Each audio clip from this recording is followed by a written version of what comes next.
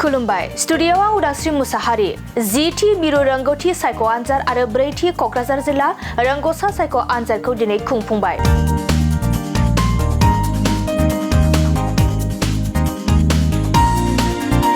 नंगौ क'क्राझार जिल्ला दुलाराय बर' फरायसा आफादनि बानजायनायाव दिनै क'क्राझार सहरनि साखाथियाव थानाय क'क्राझार गार्लस हायार सेकेन्डारि फरायसालियाव मिरु एबसुनि थाखो 9 आरो 10 थाखोनि जीथि मिरु रोंगौथि सायख' आनजाद आरो थाखो 6, 7 आरो थाखो 8 नि ब्रैथि क'क्राझार जिल्ला रोंग'सा सायख' आनजादखौ दिनै खुंफुंनाय जायो।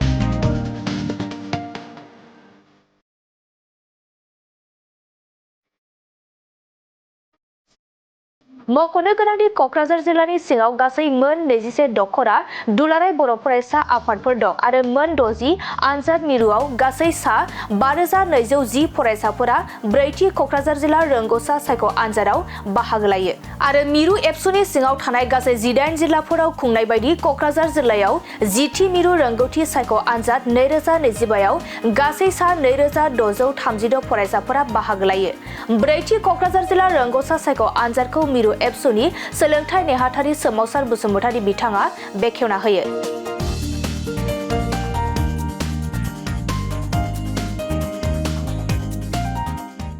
बे हाबाफारियाव क'क्राझार जिल्ला मिरु रोंगौथि सायख' आनजादनि मासिगिरि तुलाराम बसुमतारी, क'क्राझार हिनजावसा गोजौसिन फरायसालिनि गोरायुं आरो क'क्राझार जिल्ला दुलाराय बर' फरायसा आफादनि सोलोंथाइ नेहाथारि हांगामा नार्जारी, क'क्राझार जिल्ला दुलाराय बर' फरायसा आफादनि लोगो नेहाथारि बिनय मोसाहारि बिथांमोना बे हाबाफारियाव बाहागो लादों।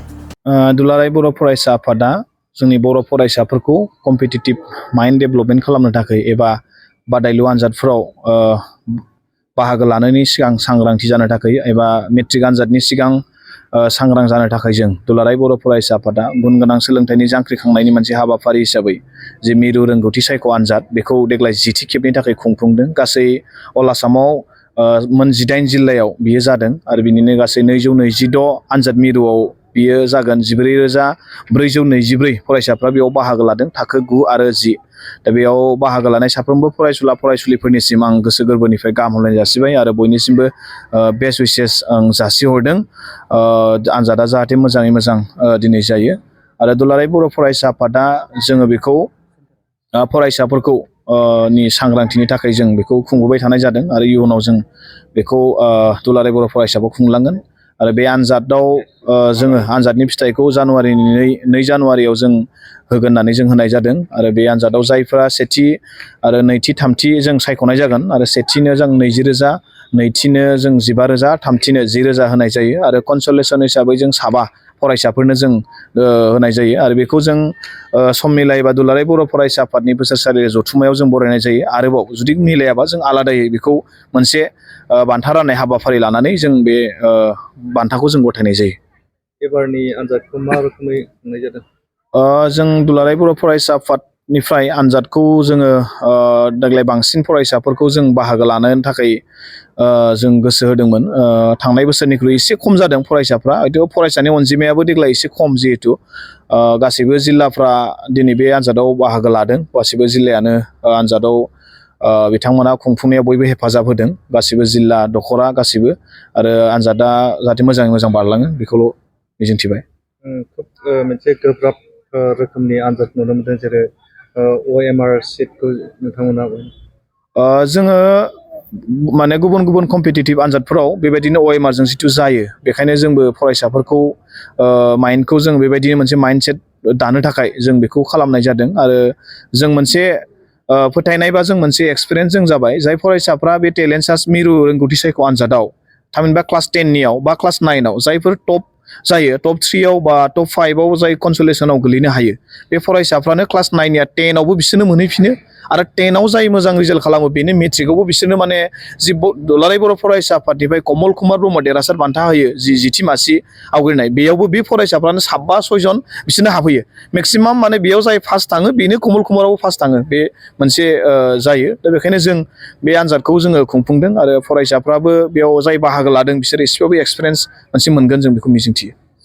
सोलोंथाइ नेहाथारि हिसाबै नोंथाङा फरायसाफोरनिसिम मा मेसेज होनो? फरायसाफोरनिसिम आं बेखौनो मेसेज बेखौनो होनो सानदों दि आनजादाव उथ्रिसारनानै बान्था मोननांगौनि थाखायल' नङा, आनजादाव बाहागो लानानै मोनसे एक्सपिरियेन्स बेखौ नायनाया मोजां आरो गावनि रोंगौथिखौ बेयाव नायनाया मोजां। मेट्रिक आनजादाबो हयथ' 1 मान्थ 2 मान्थनि गेजेराव दंबावो जितु नैबे आनजादाव बाहागो लानानै गावनि प्रिपारेसना बोरै जादों बेखौ गाव एसेबाबो हमदांनो हागोन आरो बै आनजादनि थाखाय एसेबाबो गोसो होसिननो हागोन आं बेखौ मिजिंथिदों। आरो फरायसुलिफोरखौ बांसिनै आं बाहागो लानो खावलायदों। गोबां फरायसाफ्रानो हाखानाय नङा मोननाय नङा होननानै बाहागो लायालासिनो थायो आरो गोबां फरायसालिफ्रावबो बिदिनो बिमा बिफाफोराबो गोबाङानो बाहागो हयथ' लाहोआ मोनखानाय नङा होननानै। नाथाय आं बेखौसो खावलायगोन बेयाव बान्था मोनथारनांगौनि थाखाय नङा गावनि एक्सपिरियेन्सखौ नायनो थाखाय बेयाव बाहागो लानांगौ। आनजादाव बयबो आनजादखौ होनांगौ। जों 30 रांल' जों बेसेन हिसाबै जों लानाय जायो नाथाय बे 30 राङा जोंनि थाखाय थोआ। अब्लाबो जों कुइसन पेपार बानायनाय बा जों माखासे खामानि मावनायाव एसेबाबो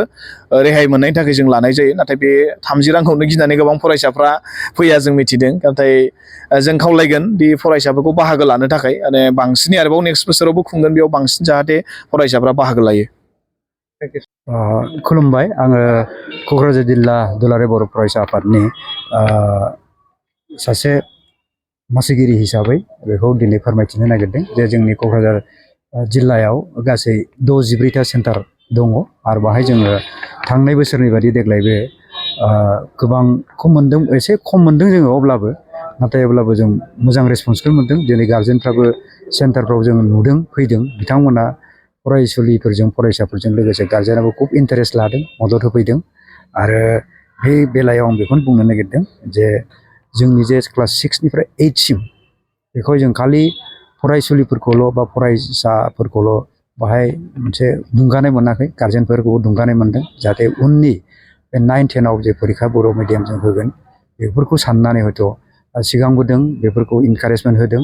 आरो दहाय सिगाङाव एसे बुंलांनाय बायदि दुलाराय बर' फरायसा आफादनि जे बिथाङा बुंलांदों सोलोंसा नेहाथारि बिथाङा जे OMR सिटखौ बाहायनाया बियो जेरै दुलाराय आसाम नाङैनो मोनसे गुन उत्सब फालियो, बे गुन उत्सब फालिनायावबो OMR सिटखौ बाहायदों। बे OMR सिट थिग बे लेखायैनो जोंबो OMR सिटखौ बाहायदों जाहाथे स्टुडेन्टफ्रा फरायसाफ्रा इयुनाव जाहाथे मोजां कम्पिटिटिभ परिखाफोरखौ मोजाङै होनो हायो, गावनि रोंगौथिखौ सोलोंना लाखानो हायो, इजि जाहैयो बे खार'नाव होदों। आरो जों सानो जे 64 जे माबा सेन्टार दं बे सेन्टाराव मोजाङै जाफुंलांगोन आरो आं बेखौ खावलायदों। आंनि गोसो सिंनिफ्रायबो आं बिथांमोननो बे सुइसेस हरदों। आरो जों गासैहाय बे मोनब्रै जिल्लायाव क्लास 10आव मोनदों जोङो 1976, बिनिफ्राय 7आव थाखोआव मोनदों 1736 आरो 6 थाखोआव मोनदों जोङो 8 थाखोआव मोनदों 1498, गासै 5210 फरायसा फरायसुलिफोरखौ मोननो हादों जों। अब्लाबो जों मिजिंथिदों जाहाथे बिथांमोना मोजाङै होनानै गावनि जे रोंगौथि बेखौ दिन्थिलांनो हायो। आरो बाहाय पास फेलआ बारा गिदिर नङा, बाहाय बे आनजादाव जे बाहागो लादों बेनिसो मोनसे गिदिर आरो गार्जेनफोरनि जे बिदि रेसपन्स मोनदों जों खुब मोजां मोनदों। आरो जाहाथे उनावबो जे फैगोन बोसोरफ्राव जाहाथे बिथांमोना बे रोखोम हेफाजाब होयो दुलाराय बर' फरायसा आफादनि जे मोनसे थांखि बे थांखिखौ जाफुंहोनो। जिल्ला थाखो हिसाबै गिबि सारियाव मासियाव बुंनानै बिथांमोननिफ्राय बान्था दं। बान्था दं, निस्सय होयो जों बेखौ बोसोरै होबोगासिनो दं, देग्लायबो होलांगोन बेबायदि आरो।